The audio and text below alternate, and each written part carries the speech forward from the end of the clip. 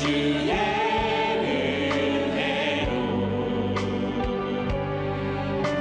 지금 여기 서 있네.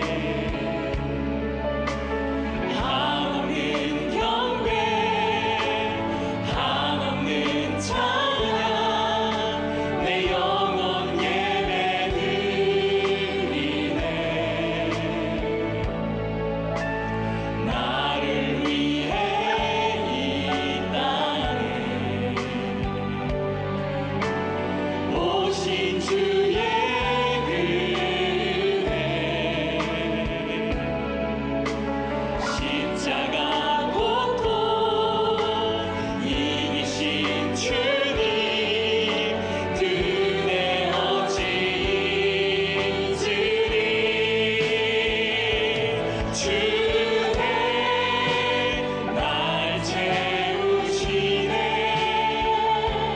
주네 보게 하시네. 살아가는 동안 은혜로만 살리. 십자가 은혜로 오직 주의 은혜로, 오직 주의 은혜로 지금 여기 서 있네. 한없는 경배, 한없는 찬양, 내 영혼 예배 드리네. 나를 위해 이 땅에 오신 주의 은혜, 십자가 고통 이기신 주님, 그 은혜 어찌 잊으리. 주네 날 채우시네. 주네 보게 하시네. 살아가는 동안 은혜로만 살리. 십자가 주네 날 채우시네. 주네 날 채우시네. 주네 보게 하시네. 살아가는 동안 은혜로만 살리. 십자가 주네 날 채우시네. 이 식당을 가보면 어느 식당은 이 파리를 날리고 있는데 그 옆은 줄 서 있어요. 그죠? 여러분 그런 걸 많이 발견합니다. 왜 이 집은 이렇게 파리를 잡고 있는데 옆집은 이렇게 줄을 서느냐. 간판도 비슷해 보여요. 원조, 또 그 옆에는 진짜 원조, 하여튼 이 간판들은 다 비슷해 보이고 메뉴도 비슷해요. 근데 달라요. 그 안에는 뭐가 있습니까? 비밀이 있는 거죠. 한 집은 망할래야 망하기 어려울 무슨 비밀이 있는 거예요. 그것은 하루아침에 만들어진 게 아니겠죠? 어떤 경우에는 몇 대에 걸쳐서 냉면 하나만 해도 그 육수가 몇 대를 걸쳐서 그거 뭐 물 부으면 될 것 같은데 그게 아니고 그 혀를 감싸고 도는 오묘한 맛. 그래서 뭔가 홀린 듯 그 집에 갈 수밖에 없게 만드는 어떤 힘이 있는 거죠. 비밀이 있는 것입니다. 무림의 고수들도 비밀이 있다는 거죠. 비밀은 감추어져 있습니다. 겉으로 드러난 부분만 보면 우리가 알 수가 없습니다. 우리는 드러난 부분보다 숨겨진 부분이 더 모든 걸 결정한다는 것을 알게 됩니다. 이 간판이 아니죠, 그죠? 시설이 아니고 그 맛, 식당이면 그 비밀입니다. 주님의 공생애도 우리가 살펴보면 외적인 활동만 보면 안 됩니다. 귀신을 쫓아내고 또 병든 자를 낫게 하시고 이런 것들. 복음서를 따라가다 보면 그 행적 곳곳에 비밀이 숨겨져 있습니다. 마가복음 1장은 오늘 길죠. 제가 오늘로 해도 12번째 설교를 하고 있는데요. 45절까지입니다. 오늘은 35절 한 구절에 집중하려고 하는데요. 한 구절이기 때문에 그저 스쳐 지나갈 수 있지만 간단한 내용이 아니라는 겁니다. 여기에 비밀이 있는 것입니다. 마가는 비밀스러운 행적을, 예수님의 그 행적을 놓치지 않고 있습니다.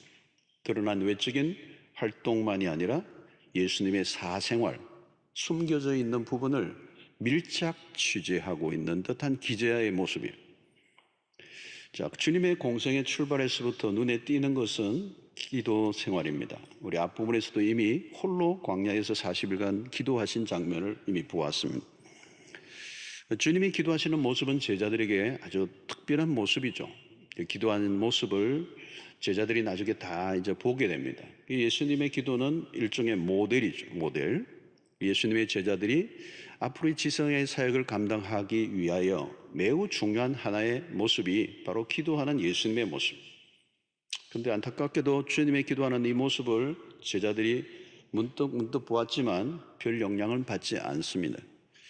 복음서에서 확인되는 것은 뭔가 하면 가까이 있다고 배우는가? 그렇지 않은 것 같아요.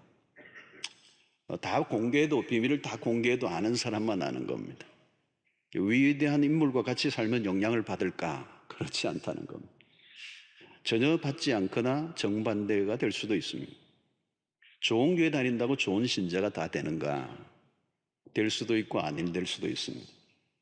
좋은 스승이 있다고 다 알아보는 것인가? 그렇지 않죠. 겟세마네 동산에서 주님은 생명을 걸고 기도하셨지만 제자들은 계속 졸았습니다. 예수님 참 재밌는 것은 기도하시다가 또 제자들이 어떻게 하고 있나 와서 보셔요. 그렇지 하니까 깨라 경상도 말로는 깨배해가지고 이렇게 썼어요. 근데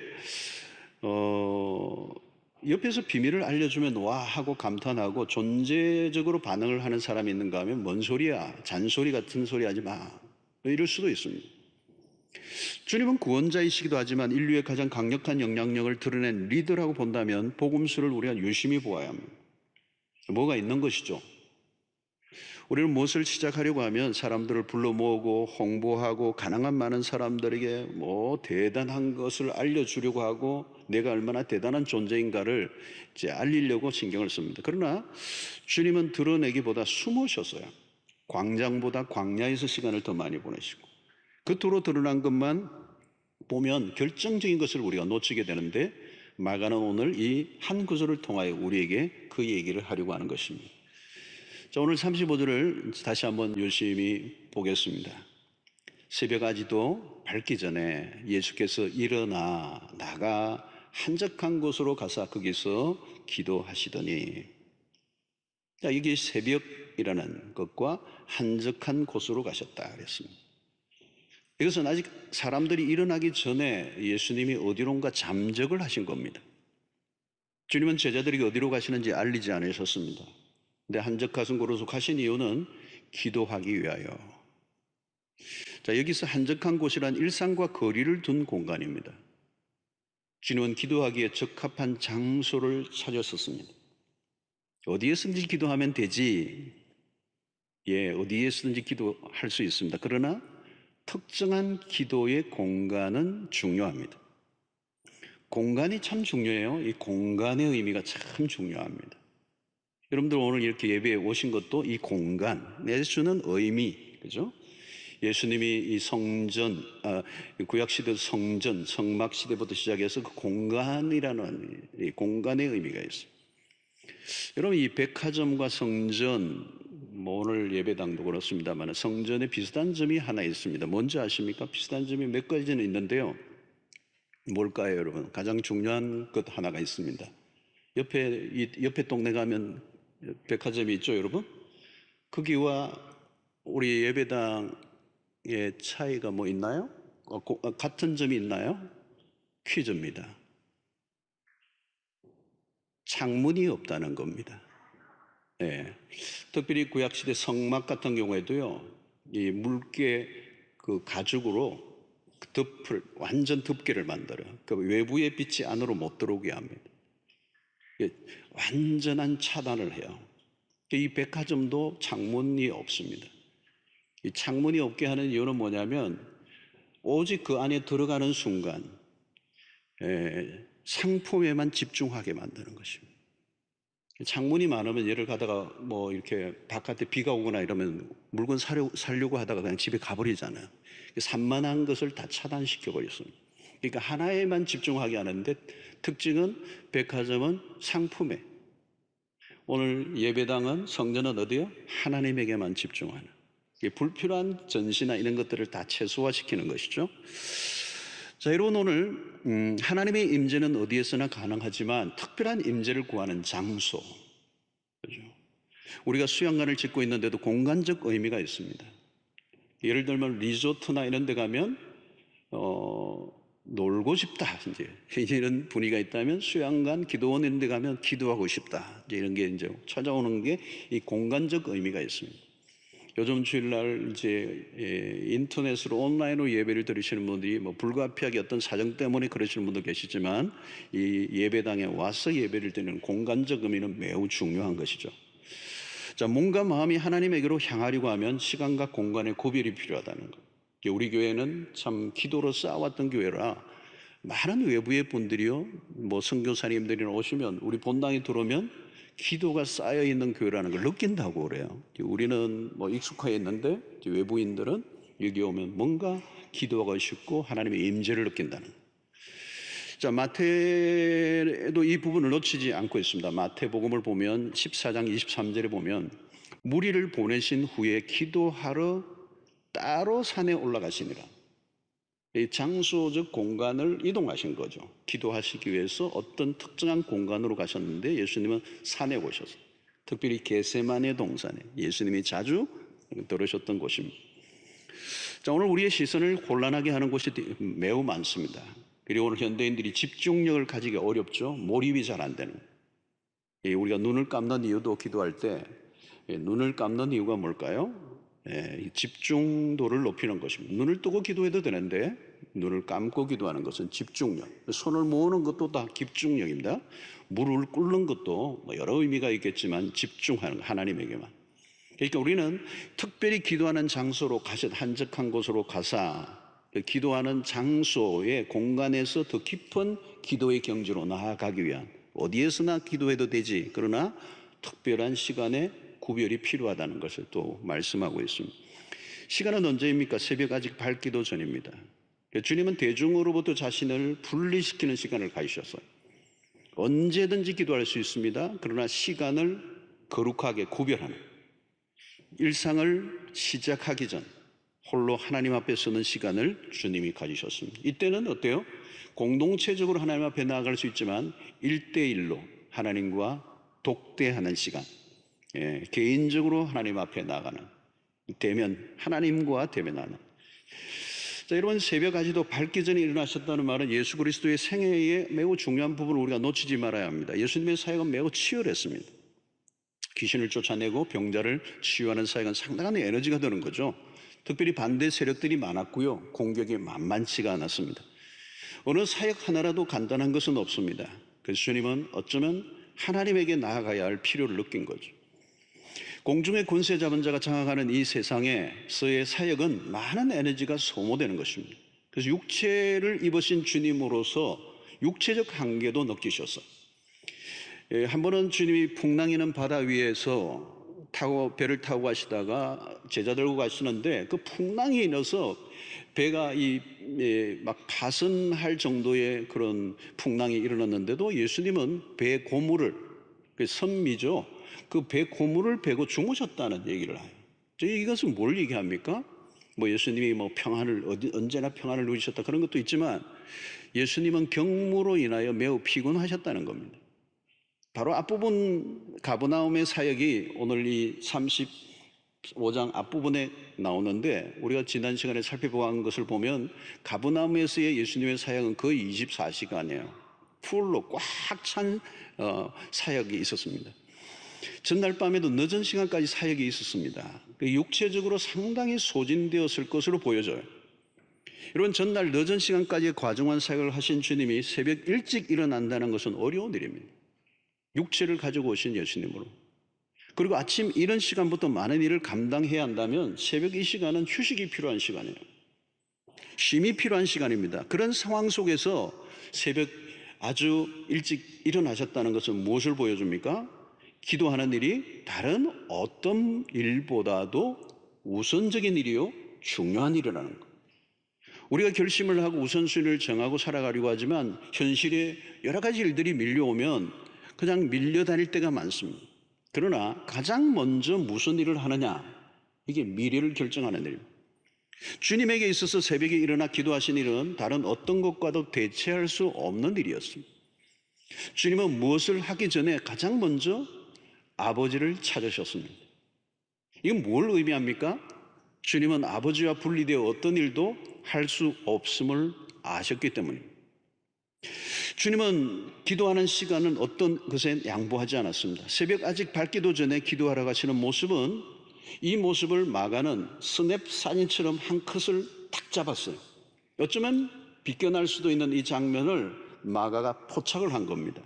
복음서 안에서 만날 수 있는 비경을 오늘 우리에게 알려주고 있는 거죠. 사실 마가가 이 부분을 지나쳐버렸다면 우리는 또 놓칠 수도 있는 부분인데, 마가는 이 예수님의 이 아주 은밀하게 아무도 모르게 새벽에 기도하러 가신 이 장면을 포착하고 기록해 놓으신 거죠. 이건 정말 우리에게 놀라운 선물이에요.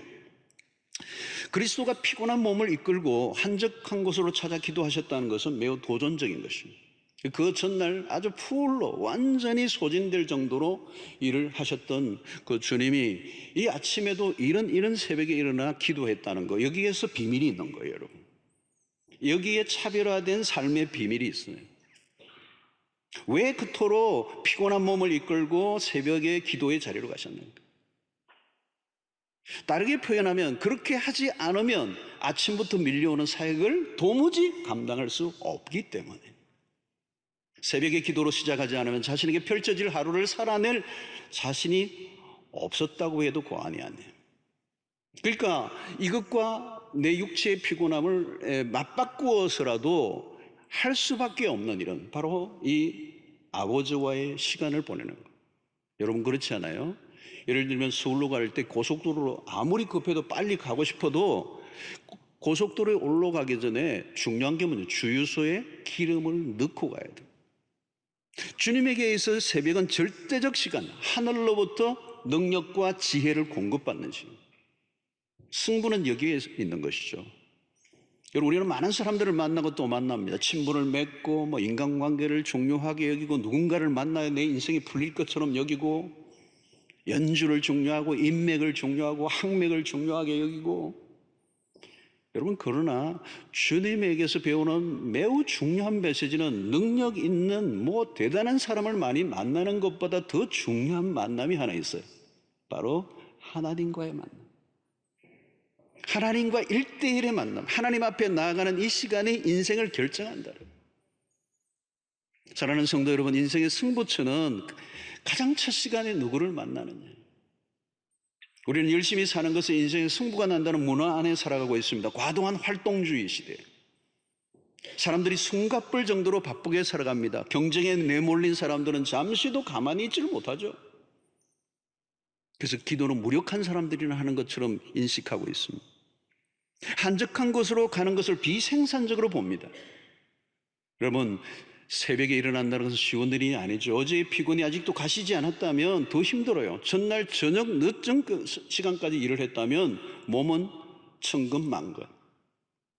우리는 피곤하기 때문에 새벽에 기도를 건너뛸 수 있어요. 그러나 반대로 해야 돼요. 피곤하기 때문에 더 기도해야 합니다.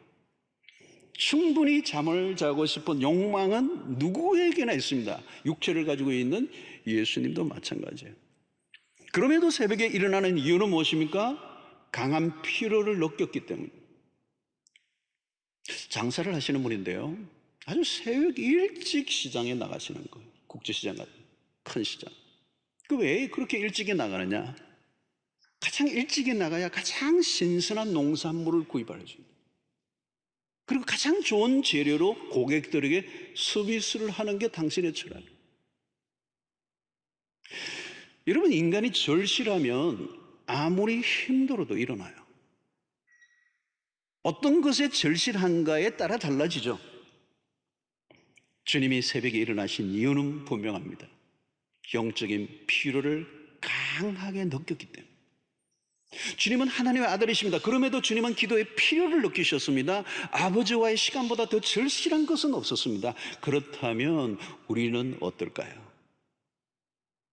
우리야말로 기도보다 더 절실한 것이 있을까요?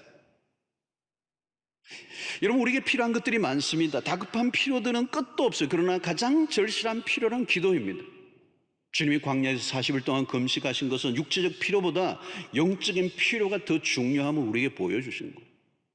영적 필요가 채워지면 다른 모든 문제를 뛰어넘게 되는 것입니다. 자, 주님이 새벽에 일어나 기도하시는 이 모습은 어떻게 보면 선제적 삶이에요. 언제라도 기도하면 되지만 새벽에 기도하셨다는 것에 많은 교훈이 있습니다. 주님은 새벽에 하나님 아버지를 만나 영적인 공급을 받고 충전을 하셨어요. 이 기도는 하나님과의 커넥트되는, 하나님과 접촉되는, 그래서 하나님으로부터 하늘의 그 은혜와 능력과 지혜를 공급받는 리차지, 충전되는 시간입니다. 여러분, 핸드폰을 다 갖고 계시잖아요. 휴대폰 다 갖고 계시잖아요. 여기 매우 중요한 게 뭐예요? 이러면 아무리 업그레이드된 최고의 것을 갖고 있어도 충전을 시켜야 돼요. 그래서 집에 가면 항상 뭐 합니까? 충전하는 거, 충전. 풀 차지. 충전 안 하면 그 기계는 고물이 돼요. 여러분, 기도는 하나님과 하늘에부터 하늘의 에너지를 받는 거죠. 여러분, 일을 하면 소진됩니다. 우리의 삶은 늘 소진이 되고 있는 거예요. 충전을 해야 돼요. 육체를 위해 먹어야 하는 것처럼 영혼의 충만을 위해 말씀과 기도가 필요합니다. 사역과 활동의 모든 부분에 있어서 영적으로 우리가 계속 채워지지 않으면 우리는 연약한 존재이기 때문에 언제든지 무너질 수가 있습니다. 여러분, 우리가 살아가는 세상이 얼마나 악하고 살벌합니까? 얼마나 많은 문제들과 싸워야 합니까? 정신적으로, 육체적으로 엄청난 소모전을 매일 벌이며 살아갑니다. 영적 싸움이 치열합니다. 신자로서 제대로 살아가려고 하면 부대끼는 일들이 얼마나 많습니다. 여러분, 직장에서도 힘들게 하는 사람이 있으면 막 미움이 일어나잖아요. 그죠? 미운 사람이 있으면 그 미워하는 일이 어마어마한 에너지를 쏟는 거예요. 그죠? 그 미워하는 사람을 그대로 미워해버리는 것만으로 끝나지 않고, 그 미워하는 것은 쉽지만 그 사람을 사랑하려고 하면 엄청난 에너지가 또 들어야 돼요. 예수 안 믿는 사람을 예수 믿게 하려고 하면 속을 뒤집는 일을 참아내야 합니다. 이게 에너지입니다. 어마어마한 에너지입니다. 부당한 대우를 받아도 웃고 넘어가려고 하면 이게 내 힘으로 됩니까? 안 됩니다. 비교하고 경쟁하는 세상에서 때로는 손해보는 일을 선택한다는 것은 내 힘만으로 감당할 수가 없어요. 그래서 집에 가서 끙끙 앓고 어떤 데는 막 부글부글하고, 근데 그것을 성화시켜내는 작업. 세상에 많은 것들이 우리를 부러워하지 않고 하나님 안에서 만족해내는 이 모든 삶은 쉬운 것이 아닙니다. 끊임없이 세상이 우리의 힘을 빼려고 달려드는데 신자다운 삶을 유지하게 하는 것은 에너지가 필요한 거예요.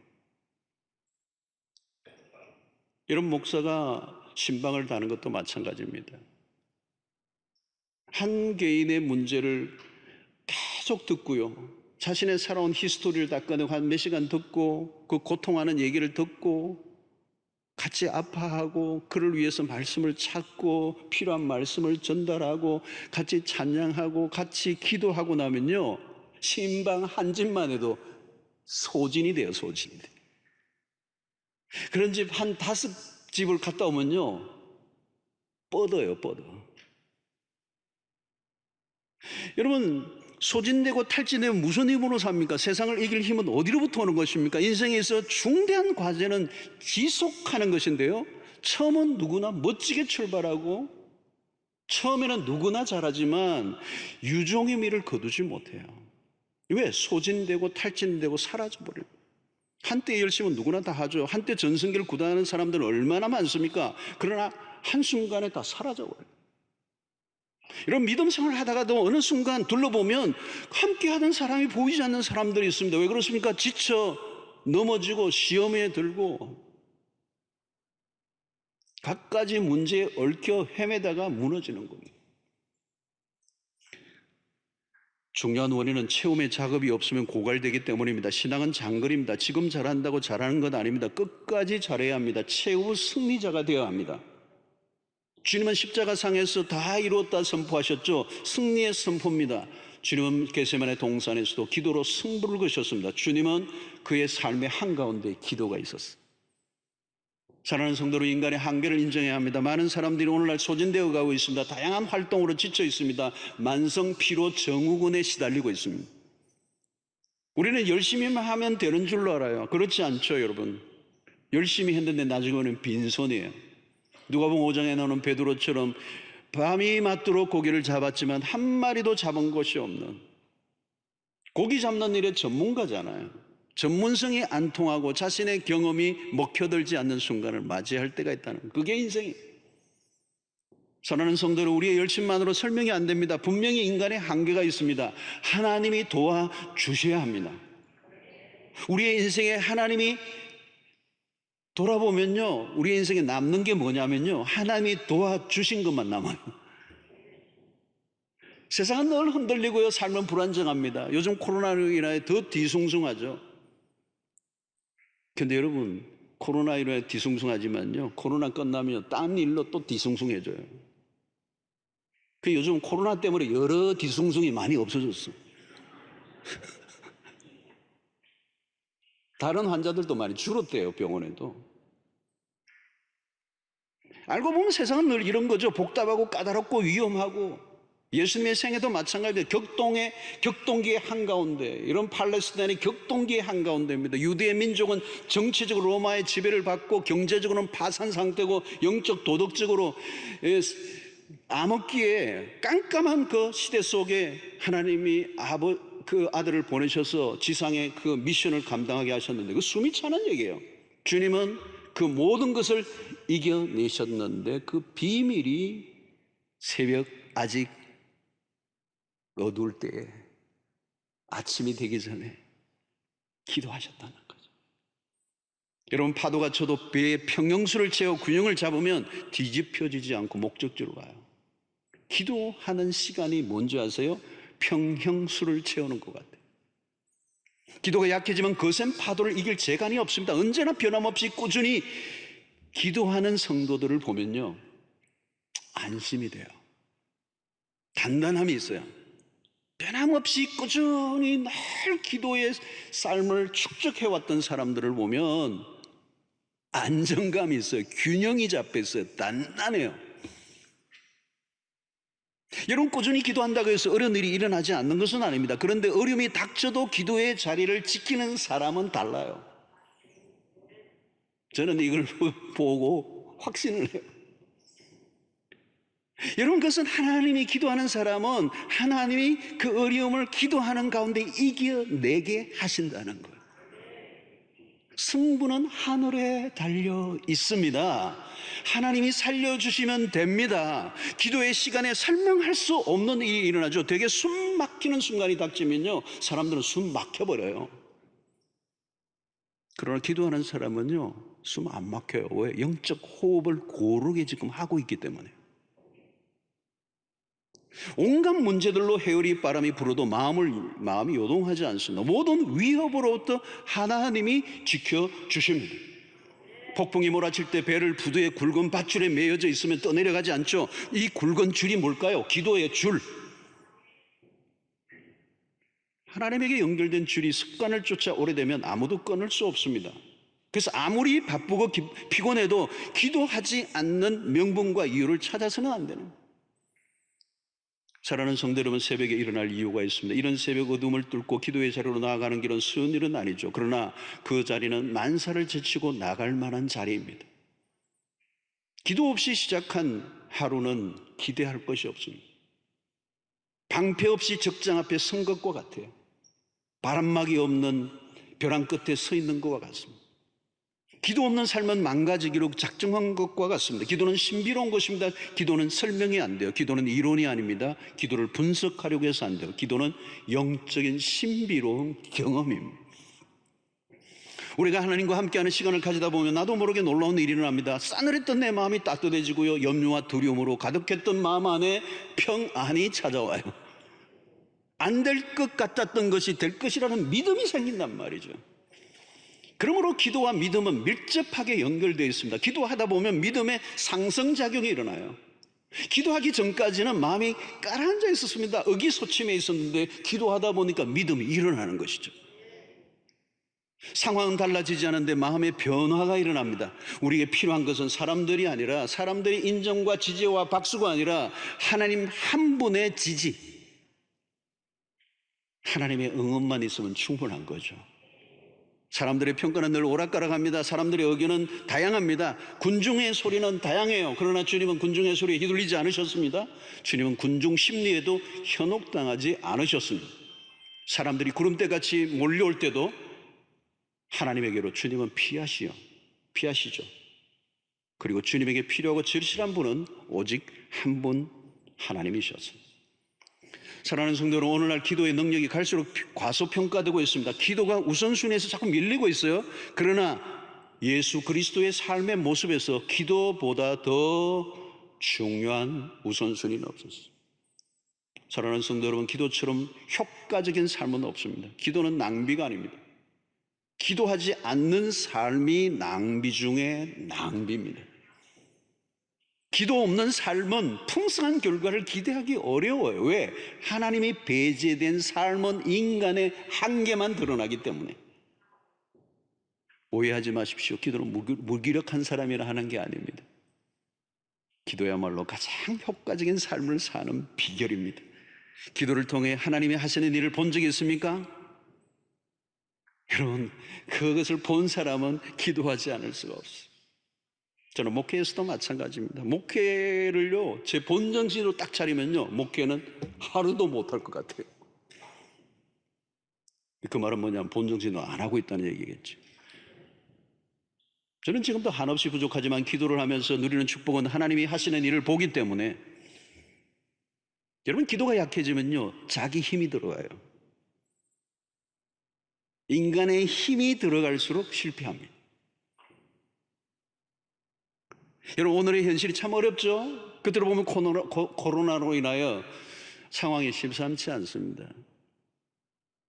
저도 목회의 세계에서 몇십 년 하면서 이런 강적을 지금 처음 만나봤습니다. 코로나 상황이 계속 길어지고,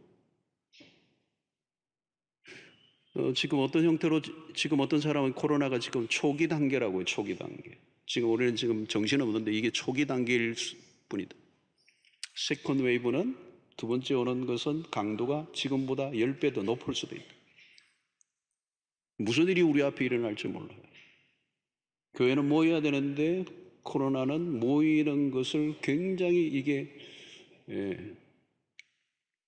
경계하게 만들죠. 어떻게 보면 오늘날 보면 염려가 많이 생길 수밖에 없는 환경이에요.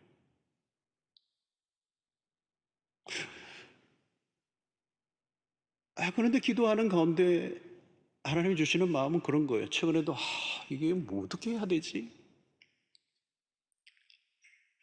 근데 하나님께서 주시는 마음은 그거예요. 오늘의 교회가 그냥 서 있는 게 아니라는 거죠. 2000년의 기독교 역사 속에 별일이 다 있었다는 거예요.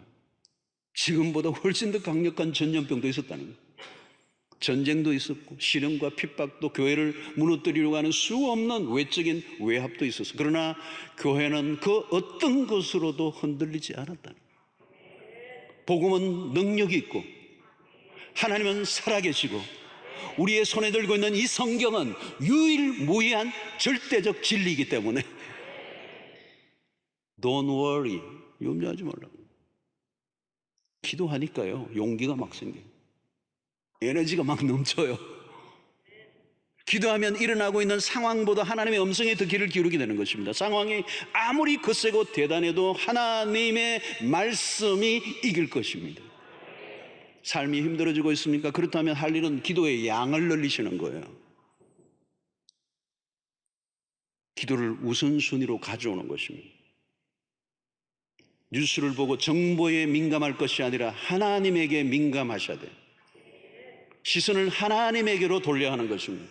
답은 세상에 있는 게 아니라 헤게모니는 코로나가 지고 있는 것이 아니라 하나님이 지고 계신다는 사실. 아직 밝기도 전에 한적한 곳으로 가시는 주님을 떠올려 보십시오. 주님도 역시 오늘 우리가 맡고 있는 이 문제보다 훨씬 더 큰 문제 앞에 서 있었어요. 그런데 주님은 아직 밝기도 전에 그 전날에 그 묵은 육체의 힘을 아침에 이끌고 한적한 곳으로 가사 엎드리시는 주님의 모습. 이건 비밀입니다. 마가가 우리에게 제공해주는 기가 막힌 정보예요. 자, 오늘 35절을 다시 한번 읽겠습니다. 자, 같이 한번 읽어볼까요? 시작. 새벽 아직도 밝기 전에 예수께서 일어나 나가 한적한 곳으로 가사 거기서 기도하신 거죠. 자, 여기 기도하시다라고 할 때 이 기도라는 말은, 기도하다라는 이 말은 미완료 시제예요. 헬라어 원문으로 미완료 시죠. 이것은 한 번의 동작으로 끝나는 것이 아니라 반복된 동작이에요. 이 말은 예수님이 지속적으로 이 행동을 하셨다니, 기도하신다는. 다르게 표현하면 이것은 주님의 새벽에 이렇게 한적한 곳으로 나와서 기도하신 것은 우리 주님의 거룩한 영적인 습관이었다는 거예요. 한때 기도한 게 아니에요. 위급한 일이 있을 때 엎드렸다는 얘기가 아니에요. 일상에. 여러분, 죄성을 가진 인간이요, 이 죄성의 지배를 받도록 내버려 두면 이상한 습관들이 우리를 지배하게 돼요. 그럼 인생이 망가지는 겁니다. 여러분 잘 아시는 것처럼 이 습관이 결국 우리 인생을 결정하는 거잖아요. 우리 안에 어떤 욕망이 있어요. 욕망. 그런데 이 욕망이 세상에 주는 메시지, 세상에 주는 문화와 섞여버리면 이렇게 이상한 죄성의 지배를 받는 습관이 형성되는 것입니다. 그러면 그 순간 우리는 우리의 지성이나 우리의 의지가 작동이 제대로 안 돼요. 뭐 아무리 많이 배웠던 뭐를 했던 지성과 이성이 별로 힘을 쓰지 못하고 그 죄의 지배를 받아요. 그러니까 오늘 새벽 날이 밝기도 전에 무슨 의미입니까? 아침 일과가 시작되기 전에, 오늘도 아침에 여러분 우리가 아침에 일과가 시작되면요, 거대한 세속의 태풍이 막 밀려와요. 세상에 막 잡다한 소리와 정보와 이론과 아우성과 거짓된 메시지와 그 수없는 미디어들이 막 풍겨대는 정보들, 검색들을 통하여 우리의 시간을 빼앗아가 버려요. 우리의 생각을 다 빼앗아 버려요. 우리 혼을 다 빼앗아가 버려요. 스티브 잡스가 그 현대인의 손에 이 핸드폰을 붙잡게 했어요. 자기는 만들어 놓고 자기 아이들은 못 보게 하고 온 세계 사람이 그걸 다 쥐게 만들었어요. 구글이 모든 정보를 제공해 줄 듯이 우리의 시간을 점령하고 있습니다. 그 책 제목도 그런 게 있어요. 구글 신은 모든 것을 알고 있다. 구글 신이에요, 신이. 새벽 아직 날이 밝기도 전에, 세상의 문화와 세상의 메시지와 세상의 영향이 나를 지배하기 전에, 여러분 주님이 알려주신 비밀입니다. 여러분들의 자녀들이 기도를 먼저 배울 것인가? 핸드폰 조작을 먼저 익힐 것인가? 전쟁이 여기서 벌어지고 있죠. 아침에 일어나서 핸드폰을 먼저 켤 것인가? 주님 앞에 먼저 무릎을 꿇을 것인가? 여러분, 새벽에 기도로의 자리로 나가는 이 모습은요, 어떻게 보면 원시적 삶이에요. 2000년 전 그리스도가 우리에게 보여주셨던 아날로그적 삶이에요. 미미해 보이고 별일이 아닌 것처럼 보이고 무능해 보이고 무력이 보이고 능력이 없는 사람들이 엎드리는 것처럼 보이는, 그러나 여러분 이게 위대하신 그리스도의 삶에 매우 중요한 삶의 승리의 비밀이 여기 있습니다.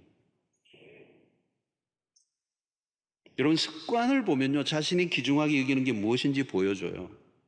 어떤 습관이 나에게 잡혀 있는가가 내가 누구인가를 보여주는 겁니다. 운동이 습관화되었다는 말은 건강이 자신의 삶에 얼마나 귀중한 것인가를 증명하고 있는 것이죠. 여러분, 욕망과 습관은 연결되어 있습니다. 내가 무엇을 바라는가, 어떤 삶을 살고 싶은가, 새벽에 일어나 기도로 시작하는 삶이란 신자라면 누구나 로망입니다. 그렇게 살고 싶어요. 좋은 줄은 다 알아요. 그런데 실천하며 사는 것은 쉽지가 않습니다. 오늘 현대의 삶의 문화는 끊임없이 분주하게 만들고 우리로 하여금 하나님 앞에 나아가기보다는 우리의 능력과 재주와 경험과 전문성으로 자신의 삶의 탑을 쌓아가려고 하는 유혹에 빠져 있습니다. 기도가 중요하다는 것을 아는 것만으로는 부족해요. 여러분, 사람들은 건강을 위해서라면 설탕에 뒹군 도나스보다 그 맛없는 브로콜리를 양념 없이 먹는 게 건강에 훨씬 더 낫다는 것은 알죠. 그러나 실제로는 도나스 가게 앞에 줄을 서 있어요. 하나는 먹고 하나는 손에 들고 먹으면서 하는 말, 오늘만. 그런데 문제는 어제도 그랬다는 거. 습관이 얼마나 무섭습니까? 마가가 놓치지 않는 한 장의 이 사진이 35절이 기가 막히게 우리에게 각인시켜 줍니다. 기도는 마음만으로 되는 게 아니라 기도는 몸으로 하는 거예요. 몸으로. 기도하는 자리와 기도하는 시간을 정해놓고 생명을 걸고 어떤 것과도 양보하지 않고 아버지를 먼저 만나기로 결단하는 인생. 이거는 비밀을 아는 자들만 아는 거죠. 여러분, 기도는 세상을 따라 살지 않겠다는 신자들의 새로운 습관입니다. 아침 이런 시간 코에 단내가 나도록 열심을 내어야 살아갈 수 있는 이 세상이 아니에요. 어떤 것에도 양보하지 않고 이 새벽 세상의 것들에 맞들여지기보다 하늘의 입맛을 드리는 일이 새벽에 한적한 곳을 찾아야 할 이유가 되는 거예요. 신자는 자기 힘으로 땅을 파서 먹고 사는 자가 아니라 하나님이 우리의 생존을 책임지고 있다는 사실을 알기 때문에 우리는 그분께 엎드리는 것입니다. 이스라엘 백성들은 새벽에 하늘을 바라보았어요. 왜? 하늘로부터 만나와 메추라기를 내려주셨기 때문에 40년 동안 한 번도 빠짐없이 하늘 문을 열고 만나와 메추라기를 내려주시면서 하나님이 그들에게 주시고자 하시는 메시지의 핵심은 뭐냐? 너희들의 생존은 하늘에 달려있다. 그것을 40년 동안 매일 한 번도 빠짐없이 그들의 영혼 속에 각인시켜 주셨음에도 불구하고 그들은 여전히 땅을 파고 땅에서 무엇이 나는 줄 알고 살았던 것이죠.